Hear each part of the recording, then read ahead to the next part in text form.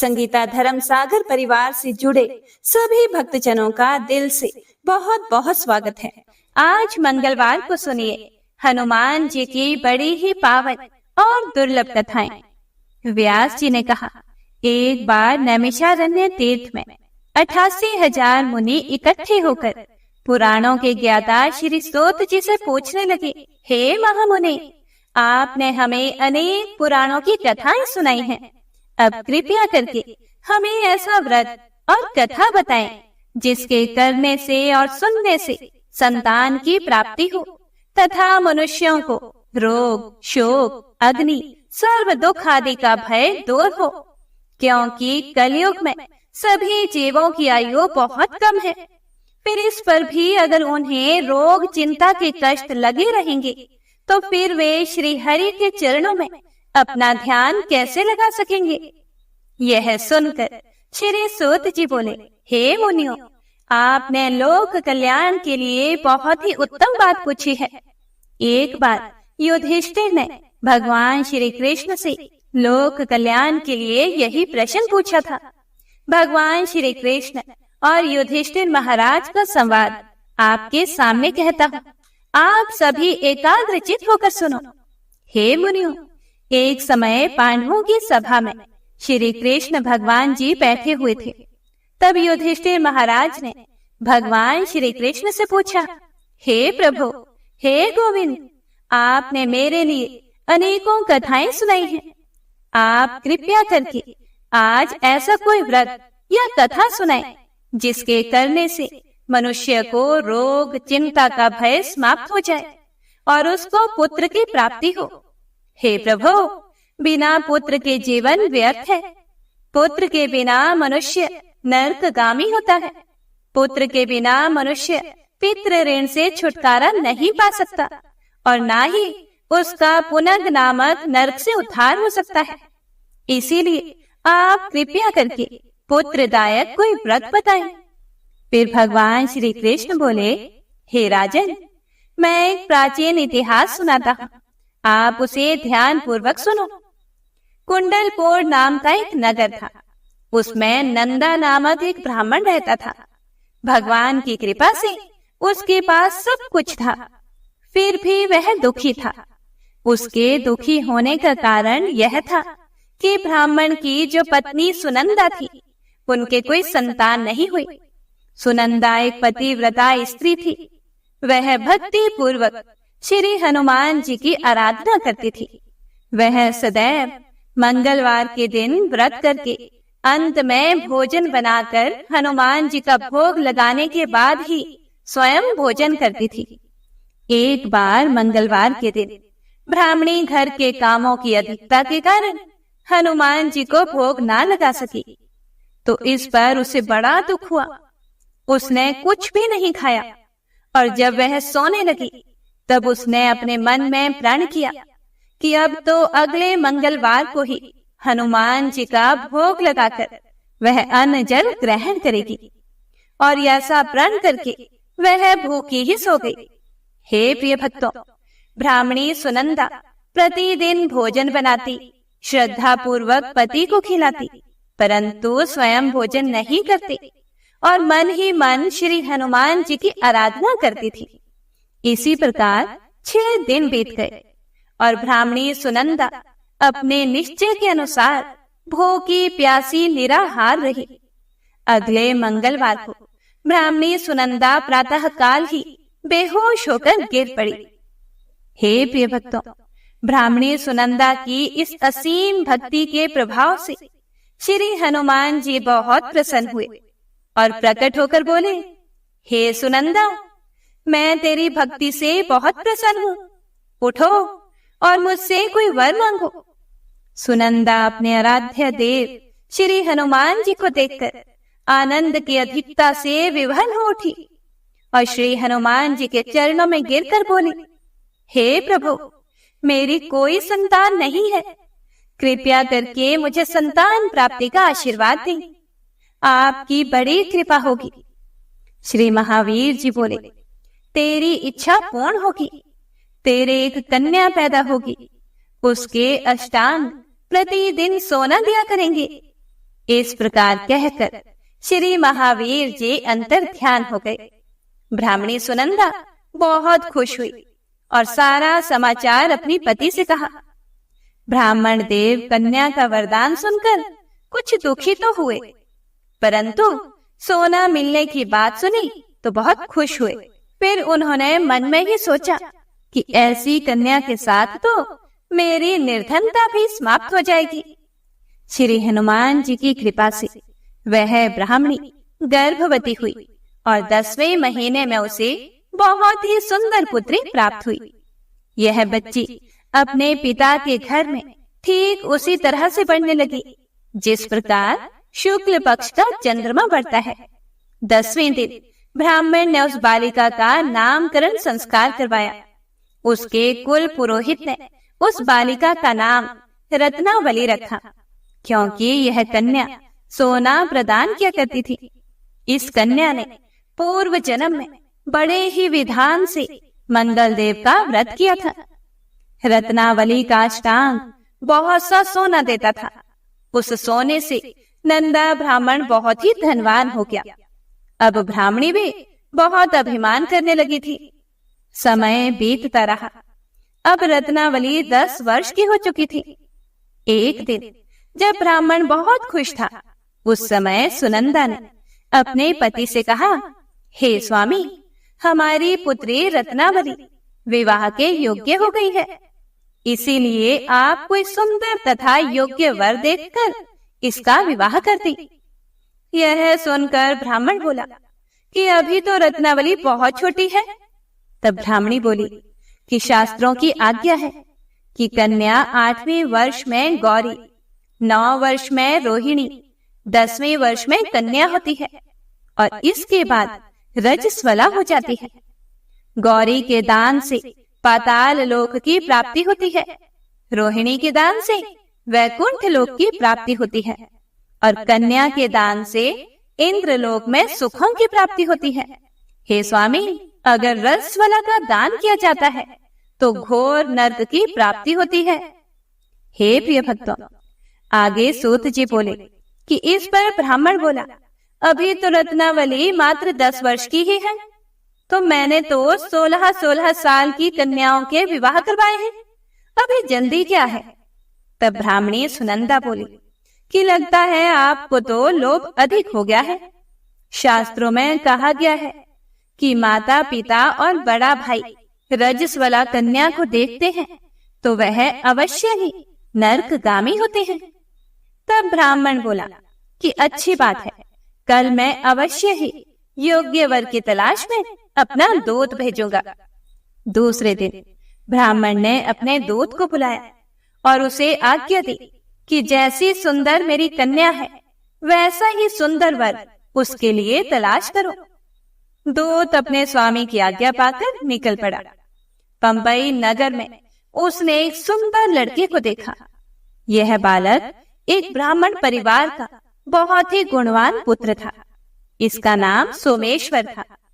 दूत ने सुंदर व गुणवान ब्राह्मण पुत्र के बारे में अपने स्वामी को पूर्ण विवरण दिया। ब्राह्मण नंदा को भी सोमेश्वर अच्छा लगा और फिर शुभ मुहूर्त में विधि पूर्वक कन्यादान करके ब्राह्मण ब्राह्मणी संतुष्ट हुए। हे प्रिय भक्तों, परंतु ब्राह्मण के मन में तो लोभ समाया हुआ था। उसने कन्यादान तो कर दिया था, पर वह बहुत ही दुखी था। उसने सोचा कि रत्नावली तो अब चली जाएगी और मुझे इससे जो सोना मिलता था वह अब नहीं मिलेगा। मेरे पास जो धन था कुछ तो इसके विवाह में खर्च हो गया और जो शेष बचा है वह भी कुछ दिनों के बाद समाप्त हो जाएगा। मैंने तो इसका विवाह करके बहुत बड़ी भूल कर दी है। अब कोई ऐसा उपाय हो कि रत्नावली मेरे घर में ही बनी रहे, अपने ससुराल ना जाए। लोभ रूपी राक्षस ब्राह्मण के मस्तिष्क पर छाता जा रहा था। रात भर अपनी शैया पर बेचैनी से करवटें बदलते बदलते उसने एक बहुत ही क्रूर निर्णय लिया।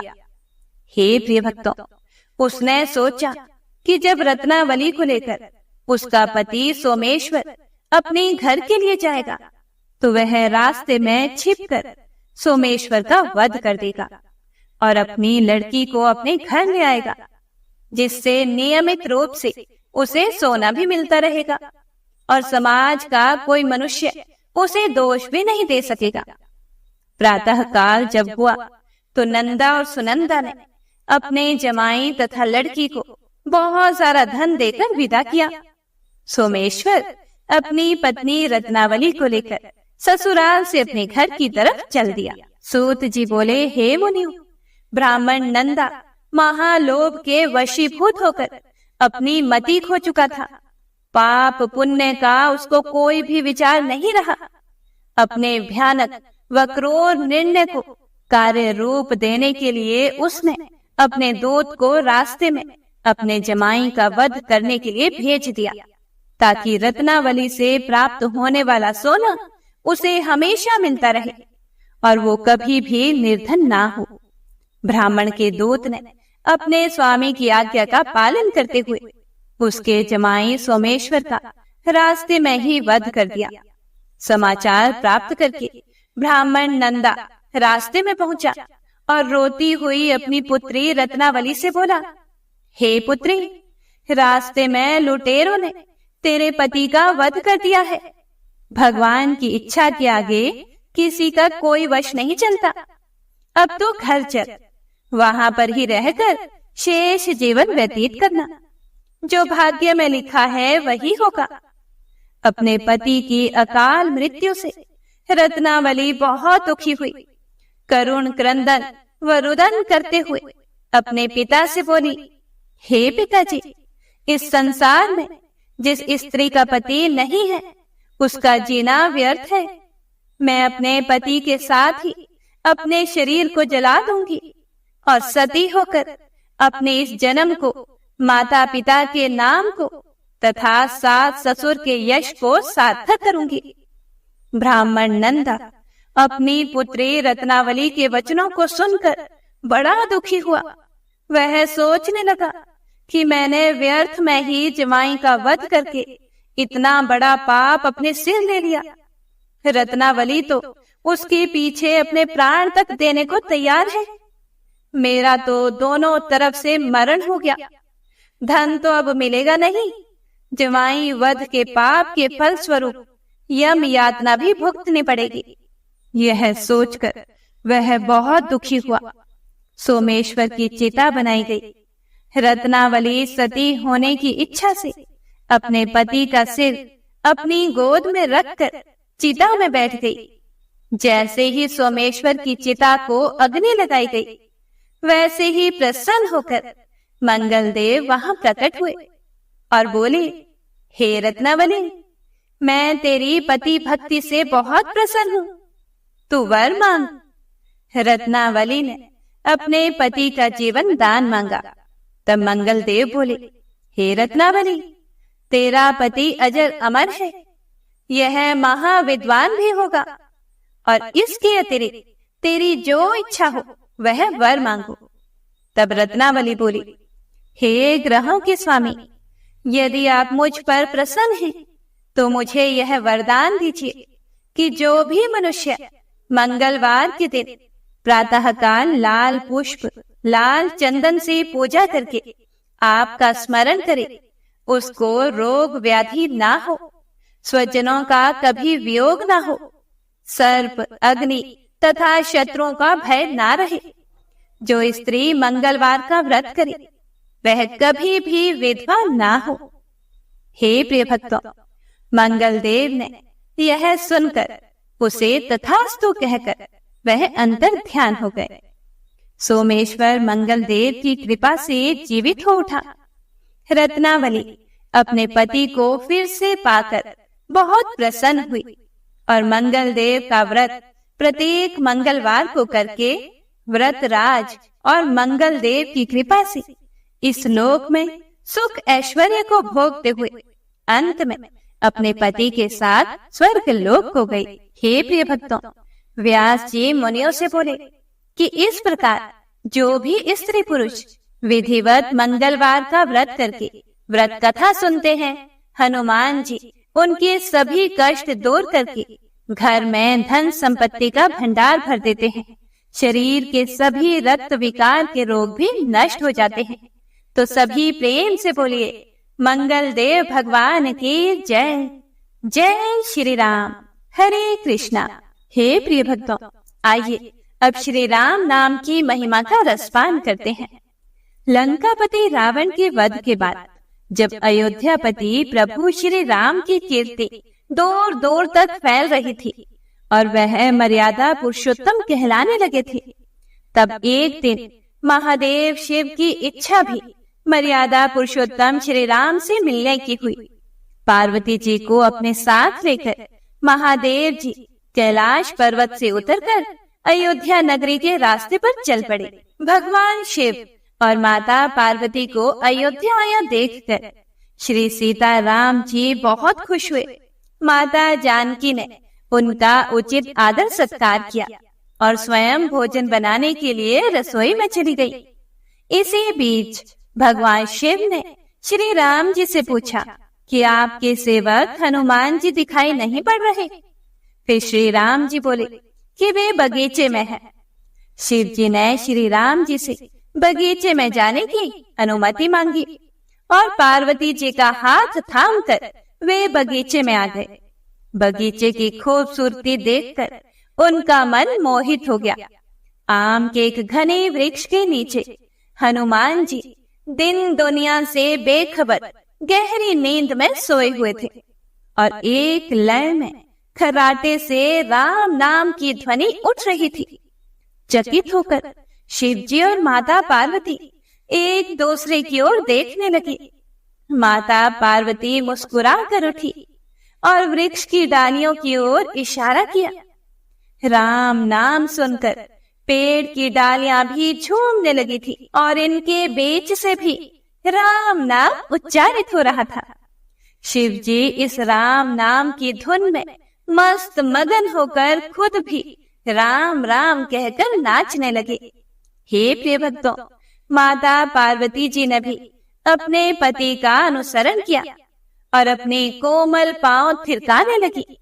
शिव जी और पार्वती जी के नृत्य से ऐसी झनकार उठी कि स्वर्ग लोक के देवता गण भी आकर्षित होकर बगीचे में आ गए और राम नाम की धुन में सभी मस्त हो गए। माता जानकी भोजन तैयार करके प्रतीक्षारत थी, परंतु संध्या घिरने तक भी अतिथि नहीं पधारे।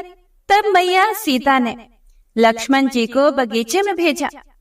लक्ष्मण जी तो स्वयं को भी श्री राम का सेवक ही मानते थे, इसीलिए बगीचे में आकर जब उन्होंने धरती पर स्वर्ग का नजारा देखा तो खुद भी राम नाम की धुन में झूम उठे। महल में माता जानकी परेशान हो रही थी कि अभी तक भोजन ग्रहण करने के लिए कोई भी क्यों नहीं आया। उन्होंने श्री राम जी से कहा कि भोजन ठंडा हो रहा है, चलिए हम ही जाकर बगीचे में से सभी को ले आए। हे प्रिय भक्तों, जब सीता राम जी बगीचे में गए तो वहां राम नाम की धूम मची हुई थी। हनुमान जी गहरी नींद में सोए हुए थे और उनके खर्राटों से अभी तक राम नाम निकल रहा था। श्री सिया राम भाव विहल हो उठे।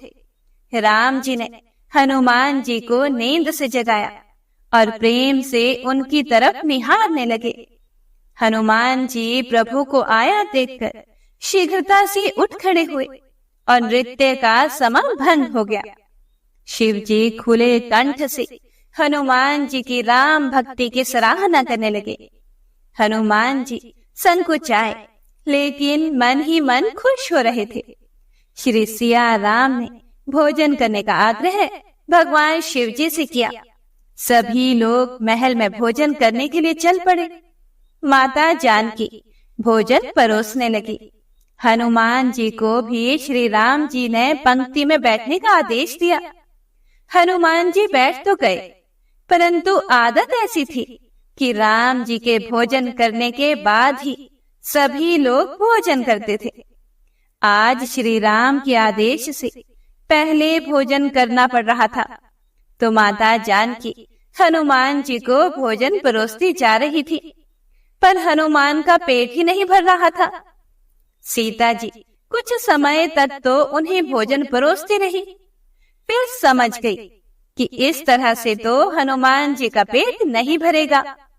उन्होंने तुलसी के एक पत्ते पर राम नाम लिखा और भोजन के साथ हनुमान जी को परोस दिया। तुलसी पत्र खाते ही हनुमान जी को संतुष्टि मिली और वह भोजन खाकर उठ खड़े हुए। भगवान शिव शंकर ने प्रसन्न होकर हनुमान जी को आशीर्वाद दिया कि आपकी राम भक्ति युगों युगों तक याद की जाएगी और आप संकट मोचन कहलाएंगे। संकट हरे मिटे सब पीरा, जो सुमिरे हनुमत बलबीरा। जय श्री राम। हे प्रिय भक्तों, आइए अब श्री राम नाम की महिमा की दूसरी कथा का रसपान करते हैं। महादेव जी को एक बार बिना कारण के किसी को प्रणाम करते देखकर पार्वती जी ने पूछा कि हे प्रभु, आप किसको प्रणाम करते रहते हैं? शिव जी पार्वती जी से कहते हैं कि हे देवी, जो भी मनुष्य एक बार राम कहता है उसे मैं 3 बार प्रणाम करता हूँ। पार्वती जी ने एक बार शिव जी से पूछा कि आप शमशान में क्यों जाते हैं और ये चिता की भस्म शरीर पे क्यों लगाते हैं? उसी समय शिव जी पार्वती जी को शमशान में ले गए। वहां एक शव अंतिम संस्कार के लिए लाया गया। लोग राम नाम सत्य है ऐसा कहते हुए शव को ला रहे थे। शिव जी ने कहा कि देखो पार्वती, इस शमशान की ओर जब लोग आते हैं तो राम नाम का स्मरण करते हुए आते हैं और इस शव के निमित्त से कई लोगों के मुख से मेरा अति प्रिय दिव्य राम नाम निकलता है। उसी को सुनने के लिए मैं शमशान में आता हूँ और इतने लोगों के मुख से राम नाम का जप करवाने में निमित्त बनने वाले इस शव का मैं सम्मान करता हूँ, उसे प्रणाम करता हूँ और अग्नि में जलने के बाद उसकी भस्म को अपने शरीर पर लगा लेता हूँ। राम नाम बुलवाने वाले के प्रति मुझे अगाध प्रेम रहता है।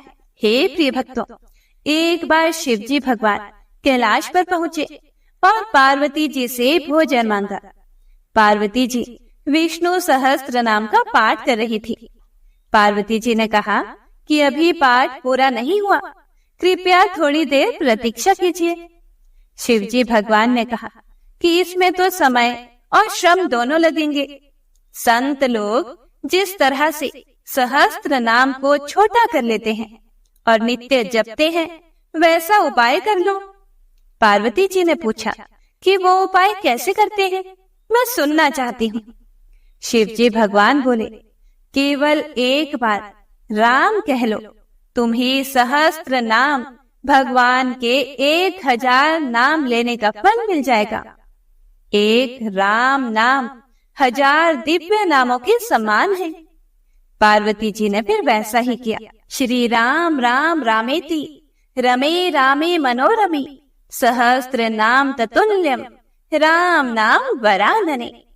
यह राम नाम सभी आपदाओं को हरने वाला, सभी संपदाओं को देने वाला दाता है।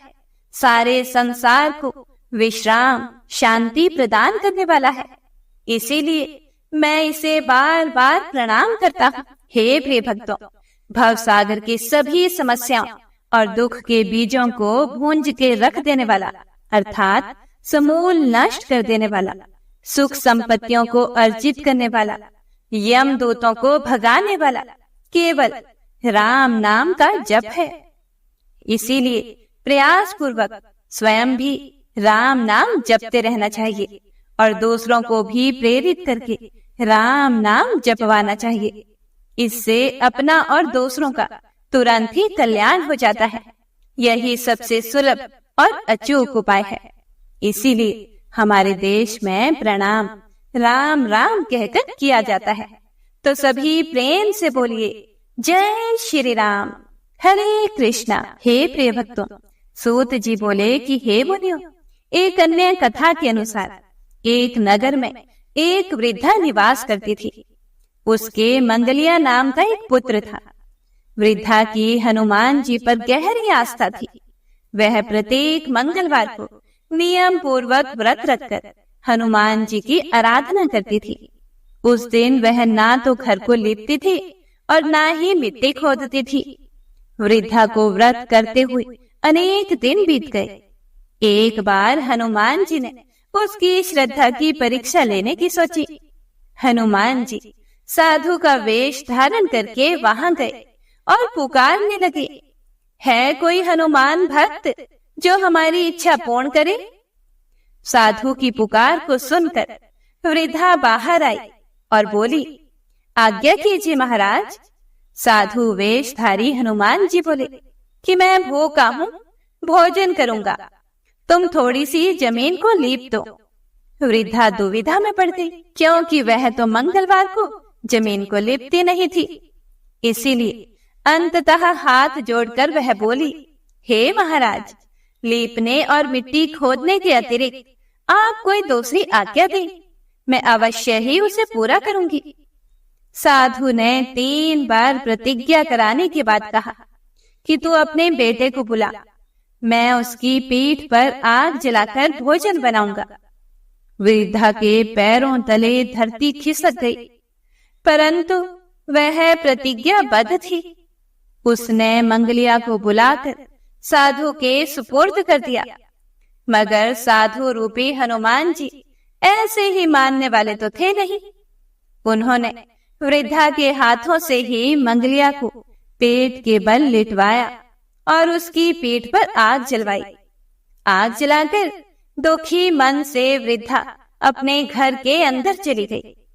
इधर भोजन बनाकर साधु ने वृद्धा को बुलाकर कहा कि मंगलिया को पुकारो ताकि वह भी आकर भोग लगा ले। इस पर वृद्धा बहते आंसुओं को पोंछकर बोली, उसका नाम लेकर मुझे और कष्ट ना पहुंचाओ।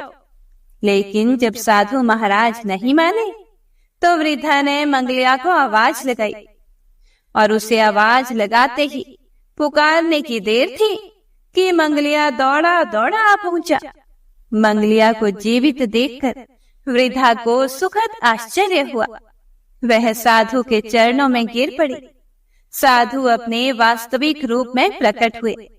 हनुमान जी को अपने घर में देखकर वृद्धा का जीवन सफल हो गया। हे प्रिय भक्तों, श्री सूत जी बोले कि मंगलवार के व्रत से शंकर और पार्वती जी इसी तरह भक्तों को साक्षात दर्शन देकर कृतार्थ करते हैं। तो सभी प्रेम से बोलिए, राम भक्त श्री हनुमान जी की जय। हरे कृष्णा। उम्मीद करती हूँ आपको आज की कथा पसंद आई होगी। पसंद आई हो तो लाइक करके कमेंट बॉक्स में जयकारा जरूर लगाइएगा। तो मिलते हैं अगली कथा के साथ। तब तक के लिए जय श्री राम।